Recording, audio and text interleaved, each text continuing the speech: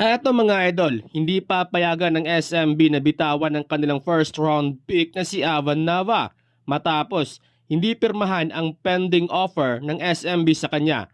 Ayon sa team manager ng SMB na hindi ma-considered na free agent etong si Avan Nava dahil nag-submit na ang SMB ng tender offers sa commissioners upang hawakan ang kanilang rights kay Nava. Ayon kay team manager Avanilla na dinikline nga ng kampo ni Nava ang kanilang 2 years offer sa kanya.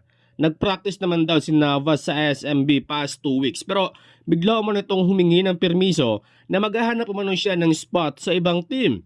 Nabigla na lang sila na bigla itong nag-practice kasama sa talk and text. Pero nakaredy naman daw ang kontrata kay Nava. Nagpaalala naman ng SMB sa kampo ni Avan Nava na kahit mag-practice pa siya sa ibang team ay hawak pa rin nila ang rights nito kahit hindi siya pumirma ng kontrata sa SMB. So meaning kahit saang team pa mapunta itong si Nava ay hindi ito makapirma ng kontrata. Nakuha nga ng SMB si Avan Nava bilang first round 12 pick at ayon sa kampo ng SMB nakahanda na sila kung sakaling magdesisyon ng pumirma etong si Avan Nava sa kanilang kupunan. Samantala, bukod kay Eric Camson ay may mga players na binitawan ang terraforma para sa Season 49 ng PBA Governors Cup. Ayon kay team manager Ronald Tubid na may 3 players pa ang binitawan ang terraforma. Ito ay sina GP Calvo, Jello Alolino at Alin Mina.